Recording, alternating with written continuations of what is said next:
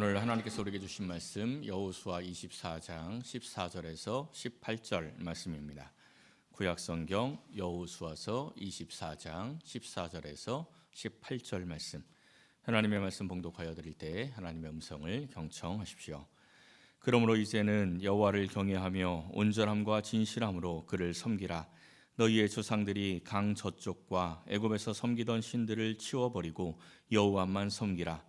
만일 여호와를 섬기는 것이 너희에게 좋지 않게 보이거든 너희 조상들이 강 저쪽에서 섬기던 신들이든지 또는 너희가 거주하는 땅에 있는 아모리 족속의 신들이든지 너희가 섬길 자를 오늘 택하라. 오직 나와 내 집은 여호와를 섬기겠노라 하니 백성이 대답하여 이르되 우리가 결단코 여호와를 버리고 다른 신들을 섬기기를 하지 아니하오리니 이는 우리 하나님 여호와께서 친히 우리와 우리 조상들을 인도하여 애굽 땅 종되었던 집에서 올라오게 하시고 우리 목전에서 그 큰 이적들을 행하시고 우리가 행한 모든 길과 우리가 지나온 모든 백성들 중에서 우리를 보호하셨음이며 여호와께서 또 모든 백성들과 이 땅에 거주하던 아모리 족속을 우리 앞에서 쫓아내셨음이라. 그러므로 우리도 여호와를 섬기리니 그는 우리 하나님이심이니이다 하니라. 아멘. 인터넷 커뮤니티 게시판에 보면 정말 톡톡 튀는 센스로 아주 재밌는 글들을 올리는 사람들이 많이 있습니다. 아무 생각 없이 제목만 클릭하고 딱 들어갔다가 아주 재밌는 이야기들을 보면서 빵 터질 때가 종종 있지요. 한 번은 못생긴 남자 특징 이런 제목으로 글이 하나 올라와 있더라고요. 그래서 궁금해서 클릭해서 딱 들어가 보았습니다. 못생긴 남자 특징이 뭘 것 같습니까? 딱 한 줄 써 있더라고요. 그 한 줄 내용이 뭐였냐면 내 얘기인가 하고 들어와 봄 이렇게 써 있더라고요. 갑자기 기분이 조금 안 좋아졌는데 지금 성도님들 표정이 그래서 그랬구나 하고 수긍하시는 분들이 좀 있어 보입니다. 수긍하시면 안 되는데 기분이 좀 안 좋은 마음으로 밑에 댓글들을 보니까 온갖 험악한 글들이 많더라고요. 네 놈을 잡으러 가겠다부터 시작해서 온갖 글들이 많았습니다. 근데 그중에 어떤 사람이 저랑 똑같은 생각을 가지고 제 마음을 대변하는 그 사진을 한 장 댓글로 딱 올려놨어요. 이런 댓글을 올려놨더라고요. 네, 아닙니다. 이렇게 써놨습니다. 저도 이런 마음이 있었는데 이런 거 보면 이 세상에 참 재밌는 사람들이 참 많은 것 같습니다. 또 얼마 전에는 턱걸이 훈련 1년 후기라는 제목의 글이 올라왔습니다. 요즘 우리 애들이 근육을 만들겠다고 막 애를 쓰고 있어서 야 턱걸이 1년 하면 이 정도 된다 이렇게 좀 보여주려고 그 제목을 딱 클릭하고 들어갔더니 이런 사진이 있더라고요. 네. 어떤 내용인지 아시겠습니까? 열심히 하겠다고 턱걸이 기구까지 사놨는데 그냥 초반에 조금 몇 번 하다가 안 쓰다 보니까 이게 뭐가 됐어요? 옷걸이, 빨래걸이 된 거지요. 공감하시는 분들이 좀 많은 것 같아요. 집에 있는 실내 자전거, 러닝머신, 빨래거리로, 이불거리로 사용하시는 분들 좀 많이 있죠.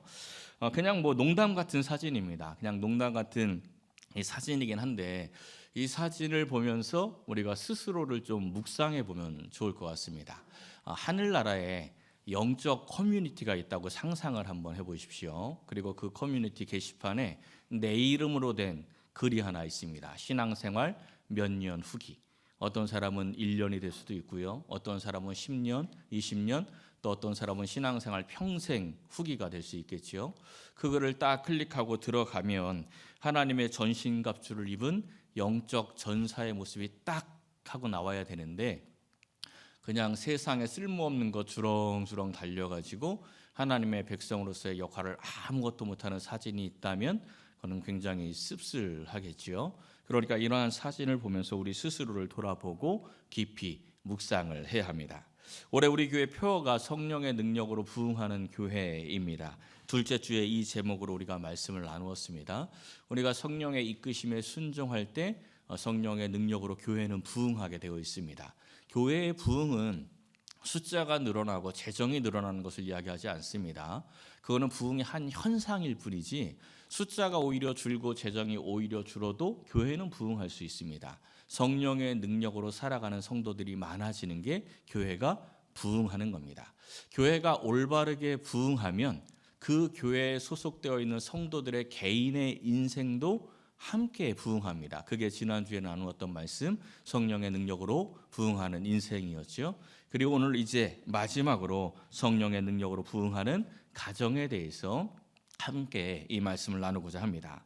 성령은 우리의 교회 그리고 우리 개인의 인생과 일터, 우리의 가정과 사회를 부흥시키고 변화시키는 능력이 있습니다. 그런데 우리가 운동기구 외면하듯 그 성령의 음성을 외면하면 우리 안에서 아무런 역사도 일으키지 못하는 겁니다. 사랑하는 성도 여러분, 오늘 이 말씀을 상고하면서 성령의 능력으로 부흥하는 이 교회와 함께 개인의 부흥, 가정의 부흥을 이루시기를 예수님의 이름으로 간절히 축원합니다. 첫째는 온전함과 진실함으로 하나님을 섬겨야 합니다. 오늘 이 본문이 여호수아서 마지막 장입니다. 여호수아는요, 애굽에서 노예 생활을 경험했던 사람입니다. 홍해 바다를 건넜고요. 그리고 광야에서 40년 동안의 방황 생활도 경험했습니다.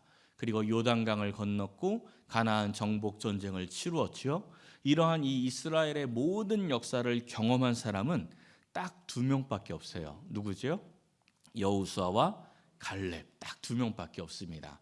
그러니까 여호수아는 그야말로 이스라엘의 역사이고 하나님의 역사를 모두 경험한 산 증인과 같은 인물입니다. 이런 여호수아가 이제 이 세상 떠날 날이 얼마 남지 않았다는 것을 깨닫고 이스라엘 지도자들을 불러다가 이 지도자들에게 먼저 첫 번째 설교를 합니다. 그게 마지막 바로 앞장 23장의 내용이에요. 3가지 내용이 나옵니다. 하나님께서 함께 하셨다는 것을 기억해라. 그리고 앞으로 하나님께서 하실 것을 믿어라. 그리고 마지막으로는 세상과 함께 살지 말고 하나님과 함께 살아라. 이게 지도자들에게 부탁했던 설교 내용이었어요. 그리고 이제 24장 이 마지막 장에서 이번에는 온 이스라엘을 다 불러 모아놓고 마지막 유언과 같은 설교를 합니다. 지금까지 하나님께서 우리에게 주셨던 그 승리의 역사, 이 부흥의 역사를 너희들이 자신의 역사로 만들고 계속 이어가야 한다 하고 그 방법을 알려주시는 거예요. 14절 말씀을 한번 보십시오. 제일 첫 번째 이야기가 나오죠. 그러므로 이제는 여호와를 경외하며 온전함과 진실함으로 그를 섬겨라. 오직 여호와만 섬겨라, 이 말씀을 하고 있습니다. 성도는요, 마땅히 하나님을 섬겨야 하는 사람입니다. 하나님을 섬기는 사람이 성도지요. 근데 이 성도가 온전함과 진실함으로 하나님을 섬기려면 먼저 알아야 할 것이 있는데, 역설적이게도 우리가 하나님을 섬기려면 하나님이 나를 섬겨주신다는 것을 알아야 합니다. 하나님이 나를 섬긴다 하면 말이 조금 이상하죠. 근데 성경을 보면 성경 시작부터 하나님이 우리를 섬겨주시는 이야기가 나옵니다. 천지창조의 이야기를 한번 생각해 보십시오. 보통 이 세상의 신화들이 가지고 있는 이야기들은 이 강력한 신이 인간을 창조해서 노동을 시킵니다. 신들이 해야 할 일을 인간에게 시키기 위해서 인간을 만들어요. 그게 창조 신화들입니다. 근데 성경에 나오는 창세기에 나오는 이야기는 어떤 이야기예요? 하나님이 열심히 일을 하십니다. 이 천지를 창조하셔요. 그리고 에덴 동산까지 다 만들어 놓고 마지막에 사람을 6일째 되는 날 사람을 딱 만들어서 에덴 동산에 두지요. 그리고 그 다음 날을 무슨 날로 만들었어요? 안식일. 그게 무슨 이야기입니까? 하나님께서 천지를 창조하시고 에덴 동산까지 만드시고 그리고 인간을 창조하셔서 그 동산에 두시면서 야, 이제 너 나랑 쉬자. 일은 내가 다 했다. 그러니까 나랑 쉬면서 나와 함께 즐겁게 교제하자. 그러니까 창세기 시작부터 하나님이 사람을 섬기시는 그러한 이야기입니다. 하나님이 사람을 위해서 일하시죠. 이 자녀가 어릴 때 자녀가 부모를 섬기는 게 아니고 부모가 자녀를 섬깁니다. 그렇죠? 다 인정하시죠?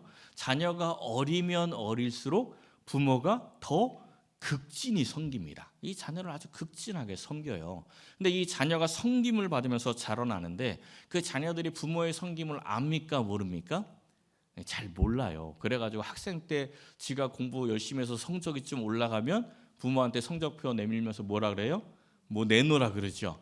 지 인생 위해서 열심히 공부했고 부모가 열심히 섬겨서 공부할 수 있도록 해준 건데 그 부모의 섬김을 모르고 자기의 공로로 생각을 하면서 부모에게 뭔가 막 요구하는 모습들이 있습니다. 그래도 부모는 그것도 참 기뻐요. 그래서 기쁨으로 이 자녀를 섬기는 겁니다. 근데 이 자녀가 좀 어느 정도 성장하면 부모가 나를 섬겨주었구나 이것을 깨닫습니다. 그 깨달을 때를 뭐가 들었다고 이야기해요? 그렇죠. 철들었다. 야, 얘가 철들었네. 그러죠. 자녀가 철들면 그때부터 진짜 효도가 시작이 됩니다. 철 들었을 때 진짜 효도가 시작이 되는 거예요. 이와 똑같습니다. 신앙의 철이 들 때 그때 진짜 하나님을 온전함과 진실함으로 섬기는 겁니다. 철 들기 전에 섬기는 것은 온전함과 진실함이 아니에요. 철이 들어야 온전함과 진실함으로 섬기게 되는 겁니다.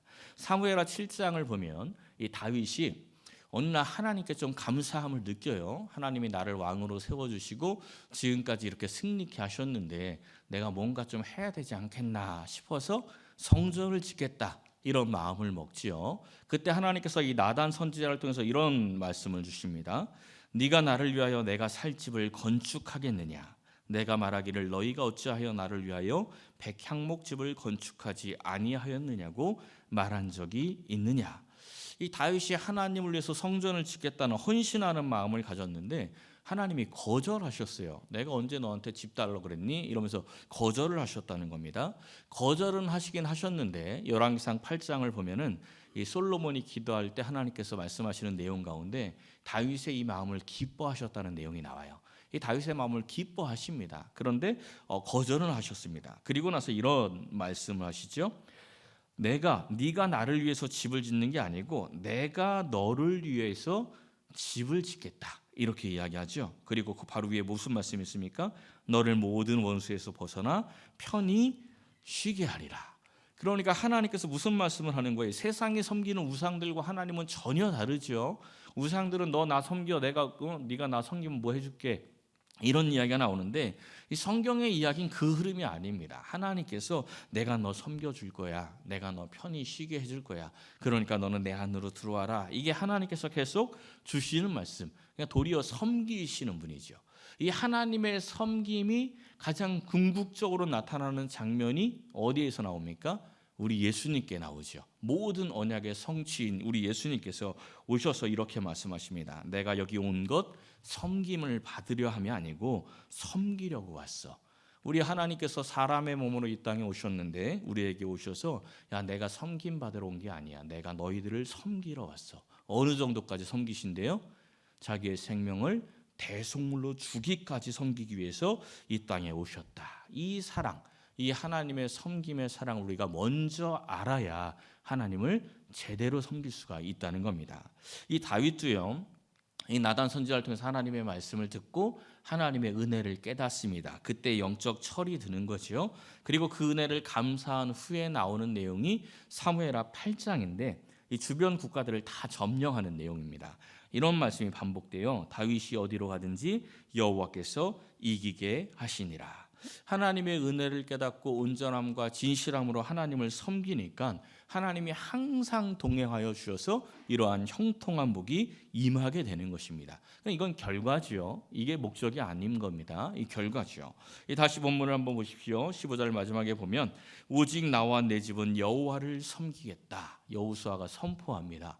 그러니까 이 애굽의 노예 생활부터 시작해서 광야의 모든 생활 그리고 가나안 정복까지 하나님께서 섬겨주셔서 하나님께서 이루어 주셔서 이렇게 되었다라는 은혜를 깨달은 여호수아가 우리 온 가족은 온전함과 진실함으로 하나님만 섬기겠다, 이렇게 결단을 하는 것입니다.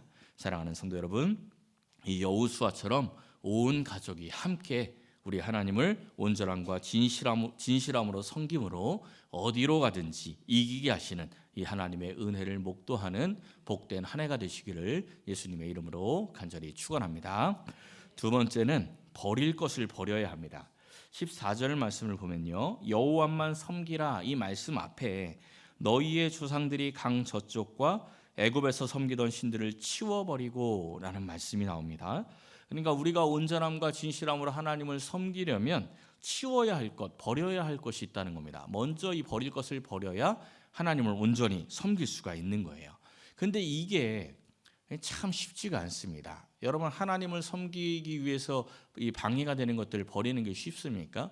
굉장히 어려워요. 생각해 보십시오. 지금 이 이스라엘 백성들이 여호수아에게 이 말씀을 듣던 때는 출애굽 후 한 최소 50년은 넘은 때입니다. 근데 이스라엘 백성들이 출애굽을 할 때 하나님의 능력으로 홍해 바다를 건넜지요.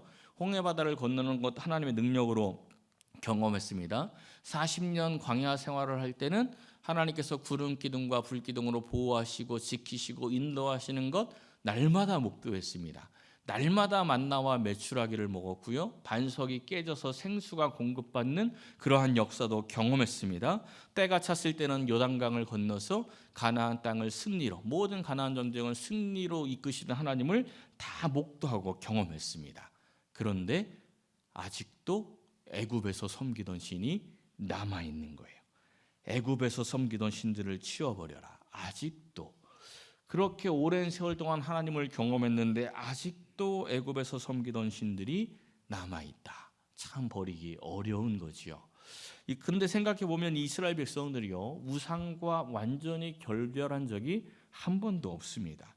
사도행전 7장에 나오는 스데반의 설교를 한번 보시면요, 너희가 광야에서 40년간 희생과 제물을 내게 드린 일이 있었느냐, 이런 말씀이 나옵니다. 아모스 5장에 나오는 말씀을 인용한 말씀인데요, 광야에서 지내면서 몰록의 장막 신 네판의 별을 받들었다. 광야 생활을 하면서 금송아지만 만든 게 아니고 온갖 우상 신들과 애굽의 신들을 광야 생활하면서 하나님과 동시에 섬기고 있었다라는 이야기입니다. 더 황당한 것은 가나안 땅에 들어와서 그들이 하나님의 능력으로 점령한 그 땅인데 그 땅의 우상들도 섬기기 시작을 합니다. 그래서 15절에 가보면 하나님을 선택하든지 너희가 거주하는 땅에 있는 아모리 족속의 신들을 선택하든지 이런 말씀이 나오죠. 그러니까 이스라엘 백성들이 하나님의 축복으로 받은, 하나님의 은혜로 받은 그 땅의 신들을 이미 섬기고 있기 시작했다는 거예요. 그러니까 그 신들을 택하든지 하나님을 택하든지 너희들 선택해라, 이렇게 이야기하는 거죠. 가나안 땅은 하나님이 주신 축복이고 은혜의 선물인데 어떻게 그 땅의 신들을 섬길 수 있습니까? 이해가 되십니까? 참 이해가 안 되는 인간들이죠. 근데 이 모습이 우리들의 모습이라는 겁니다. 하나님께서 우리를 축복하사 우리에게 자녀를 주시고 물질을 주시고 권세를 주시고 여러 가지 다양한 것들을 하나님께서 우리에게 주셨는데 하나님이 주신 그 축복이 우상이 될 때가 얼마나 많습니까? 자녀를 우상 삼을 때가 있고요, 돈을 우상 삼을 때가 있고 학력, 명예, 권세들을 우상 삼을 때가 많습니다. 하나님이 주셨는데 하나님이 주신 것으로 감사하는 게 아니고 그 주신 것을 우상으로 만들어 버리는 것이 우리의 모습일 때가 참 많습니다. 내 안에 있는 이러한 우상들을 우리가 버려야 하나님의 축복, 진정한 부흥이 우리의 삶에 임하게 되는 것입니다. 지금 이 말씀을 선포하고 있는 장소에도요, 중요한 의미가 있습니다. 24장 1절을 보면 여호수아가 이스라엘 모든 지파들을 불러 모으는데 어디로 모았어요? 세겜으로 모으죠. 성경에 보면 여러 가지 집회 현장들이 있습니다. 집회하고 예배하고 말씀을 전하는 현장들이 있는데 그 장소들이 다 의미가 있어요. 그 장소에서 주는 이유가 있습니다. 여기서도 이 세겜에서 주는 이 말씀을 선포하는 이유가 있어요. 이 세겜은 이스라엘의 시조라고 할 수 있는 야곱과 관련이 있는 장소입니다. 야곱이 형 에서를 피해서 바단 아람으로 도망가다가 베델에서 하나님 만나지 않습니까? 그 베델에서 하나님을 만났을 때 이런 서원을 했어요. 내가 평안히 이 땅, 이 가나안 땅으로 돌아오기만 하면 내가 하나님의 집을 이 베델에다 짓고 이 베델에서 하나님을 섬기며 살겠다, 이런 거죠. 이 베델에서 하나님을 섬기며 내가 11조를 하나님께 드리며 하나님을 극진히 섬기겠습니다, 이런 서원을 했어요. 근데 하나님께서 이 하나님의 언약을 지키십니다. 이 야곱을 가나안 땅으로 평안히 돌아오게 했어요. 그러면 야곱이 어디로 가야 됩니까? 이제 야곱은 베델로 가서 이 서원을 지켜야 되는데 야곱이 베델로 가는 게 아니고 세겜으로 갑니다. 그리고 세겜의 땅에 가서 정착을 해요. 그 세겜 땅에서 어떤 일이 벌어졌어요? 그 야곱의 딸 디나가 겁탈을 당하고 온갖 어려운 일들, 그의 아들들은 하나님의 언약으로 사기를 치고 온갖 어려운 일들이 거기서 발생을 하죠. 근데도 야곱이 깨닫지를 못합니다. 이 깨닫지 못하는 야곱에게 하나님이 직접 나타나셔서 야, 너 서원한 것 있잖아, 그거 지켜야 돼, 이렇게 직접 말씀을 해주세요. 그제서야 야곱이 깨닫고 온 가족들을 불러 모읍니다. 그리고 이렇게 이야기를 해요. 우리가 일어나 베델로 올라가자. 가서 하나님께 제단을 쌓아야 되겠다. 그러면서 4절에 가보면 자기 손에 있는 모든 이방 신상들, 자기 위에 있는 기고리들, 이 우상 섬길 때 하는 것들입니다. 이러한 것들을 다 이 야곱에게 가져오게 시켜서 그걸 다 가져오게 해서 그것들을 다 모아서 세겜 근처 상수리 나무 아래에다가 묻고 이제 성결을 준비해서 베델로 올라가 하나님을 바르게 섬깁니다. 그 베델에 올라가서야 하나님께서 이 야곱에게 언약하신 모든 축복들이 이루어지기 시작합니다. 야곱의 이름이 야복강에서 이스라엘을 받았지요. 근데 이스라엘이라는 이름이 불러지기 시작하는 곳은 베델이에요. 베델에 갔을 때야 드디어 이스라엘로 인정이 되는 겁니다. 그러니까 지금 이 여호수아가 이 세겜 땅에서 온 지파들을 불러 모아서 마지막 이 말씀을 선포하는 것은 너희도 야곱처럼 이 세겜 땅에서 버릴 것 다 버려두고 이제 각 지파별로 가서 하나님을 온전히 섬겨라, 이런 말씀입니다. 잠언 25장에 있는 말씀을 보세요. 은에서 찌꺼기를 제하라. 그러면 장색에 쓸만한 그릇이 나올 것이다. 우리의 영도 마찬가지입니다. 버릴 것을 버려야 쓸만한 그릇이 되는 겁니다. 야곱이 하나님의 명에 따라서 고향과 친척, 아버지의 집을 버렸을 때 그의 가정이 믿음의 명문이 되는 겁니다. 믿음의 조상이 된 것이죠. 베드로가 그물과 물고기를 버렸을 때 예수님의 제자가 된 것입니다. 우리 가정 안에 버려야 할 것을 버리시길 바랍니다. 이 하나님과 멀어지게 하는 것, 하나님보다 더 귀하게 여기는 그러한 우상들, 신앙의 영적 찌꺼기들, 신앙의 걸림돌이 되는 그 좋지 못한 그러한 모든 습관들, 이러한 것들을 다 제거하시기를 바랍니다. 사랑하는 성도 여러분, 버릴 것을 버리면서 우리의 가정을 하나님께서 쓸만한 귀한 그릇으로 만들어서 하나님의 축복이 가득 임하고 가정 부흥의 역사가 일어나는 것을 날마다 목도하시기를 예수님의 이름으로 간절히 축원합니다. 마지막 세 번째는 신앙을 전달하는 가정이 되어야 합니다. 16절부터의 말씀을 보면요, 이스라엘 백성들이 이제 우리는 결단코 여호와를 버리고 다른 신들을 섬기지 않겠습니다 하고 맹세를 합니다. 이들도 다 아는 거예요. 쭉 이야기를 하죠. 하나님께서 친히 애굽 땅에서 우리를 인도하셨고 큰 이적을 행하시며 보호하셨고 아모리 족속을 쫓아내셨다, 이렇게 말을 하면서 우리도 여호와를 섬기리니 그는 우리 하나님이십니다, 이렇게 고백을 합니다. 여호수아와 똑같은 고백을 한 것이죠. 근데 이 대답을 들은 여호수아가 야, 너희들 가나안 땅에서 전쟁 치르더니 믿음이 많이 자랐구나, 이렇게 칭찬하는 게 아니고 맥 빠지는 이야기를 합니다. 이렇게 이야기를 해요. 너희가 여호와를 능히 섬기지 못할 것이다.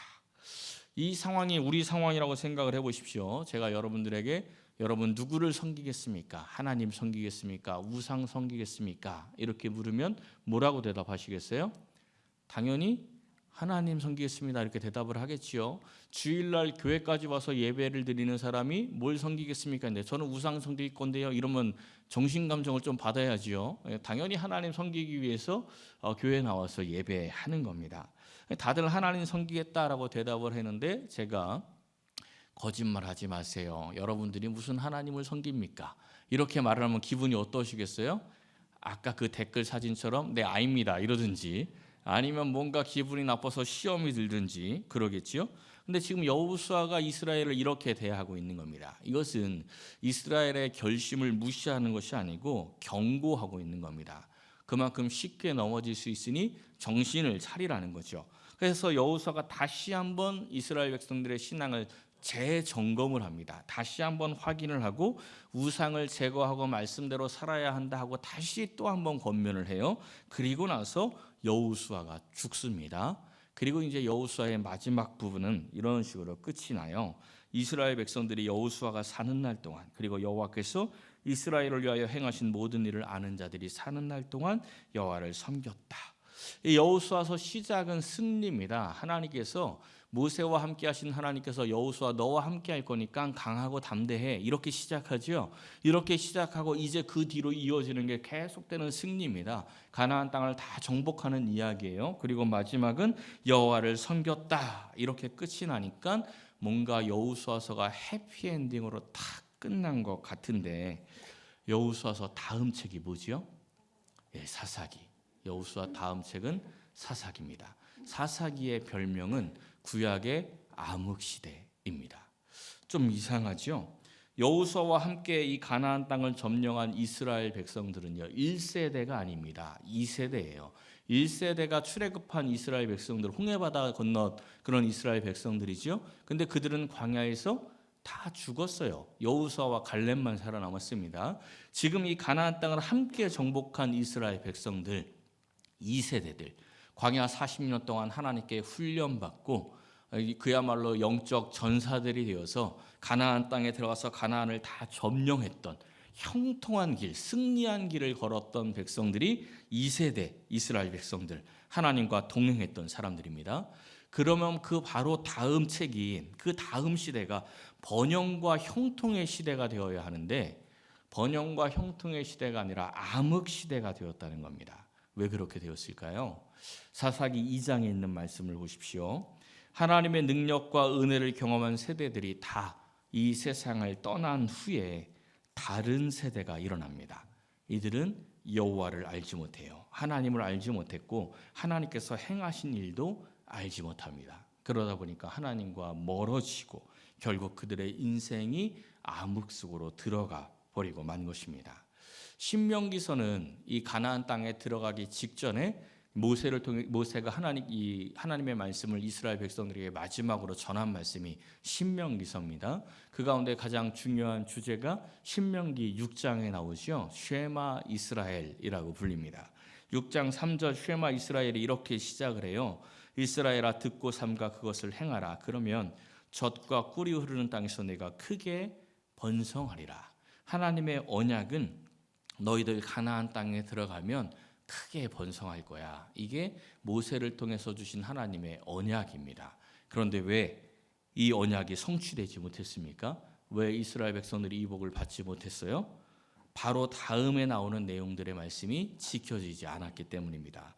바로 뒤에 나오는 6절과 7절을 보면 이 말씀을 너는 마음에 새겨 먼저 내 마음에 새기고 네 자녀에게 다음 세대에게 부지런히 가르쳐라. 근데 이 말씀을 지키지 못한 거죠. 이 말씀을 지키지 못해서 2세대 신앙인들은 하나님의 모든 능력을 경험한 세대였는데 그 바로 다음 세대들은 하나님을 알지 못하는 세대가 나온 것입니다. 그래서 지금 이 이스라엘 백성들이 우리 하나님만 섬기겠습니다 하고 거듭 다짐을 하는데 여호수아가 이렇게 말씀을 해요. 너희가 여호와를 택하고 그를 섬기리라 하였으니 스스로 증인이 되었느니라. 그랬더니 그들이 우리가 증인이 되었나이다 이렇게 말하죠. 이게 무슨 말씀이냐면, 야 너희들 하나님 섬기겠다고 말하는데 말로만 하나님 섬기겠다, 말로만 하나님의 말씀대로 살겠다 하지 말고 너희들의 삶이 하나님의 말씀대로 살아가는 것임을 증언하는 그러한 증인이 되어야 한다. 증인의 삶을 살아가야 한다. 이런 말씀을 하고 있는 겁니다. 우리의 인생이 예수님 믿는 것이 무엇인지 보여주는 그러한 증거가 되는 그러한 삶이 되어야 한다라는 것입니다. 지금 이 세상에서 교회들을 욕하고 기독교인들을 욕하죠. 얼마 전에 설문조사 나왔는데 종교인들에 대한 이미지 제일 안 좋은 종교 기독교, 개신교입니다. 불교 참 좋아요. 천주교도 저 이미지 좋습니다. 근데 개신교인들에 대해서는 이미지가 너무 안 좋아요. 왜 그렇게 되었습니까? 삶으로 복음의 증인이 되지 못했기 때문에 그렇습니다. 우리가 가정 안에서도요, 교회 안에서뿐 아니라 가정 안에서, 일터 안에서 예수 믿는 사람은 이렇게 사는 거야, 이렇게 다음 세대들에게 예수 믿는 인생이 무엇인지 증인이 되는 삶을 살아야 합니다. 그래야 다음 세대에게 신앙이 전달되는 것이요. 근데 그게 쉽습니까? 참 어렵지요. 사도행전 1장에 있는 말씀을 보십시오. 우리에게 뭐가 임해야 증인이 될 수 있습니까? 성령이 임해야. 우리에게 성령이 임해야, 성령이 주시는 말씀대로 우리가 살려고 애를 써야 우리의 인생이 복음의 증인이 되는 것입니다. 그래야 다음 세대에게 신앙이 전달되고 부흥하는 가정을 이룰 수가 있는 겁니다. 사랑하는 성도 여러분, 먼저 우리를 섬겨주시는 그 하나님의 사랑, 그 하나님의 은혜를 깨닫고 온전함과 진실함으로 온 가족이 함께 하나님을 섬기시기를 바랍니다. 가정 안에 하나님과 멀어지게 하는 버려야 할 것들, 영적 찌꺼기들을 모두 버리시길 바랍니다. 그리고 성령의 능력을 의지하여서 참된 증인의 삶을 살면서 다음 세대에게 참된 신앙을 전달해 주시기를 바랍니다. 올 한 해 성령의 능력으로 부흥하는 교회, 부흥하는 인생, 또한 부흥하는 가정과 일터가 되시기를 예수님의 이름으로 간절히 축원합니다.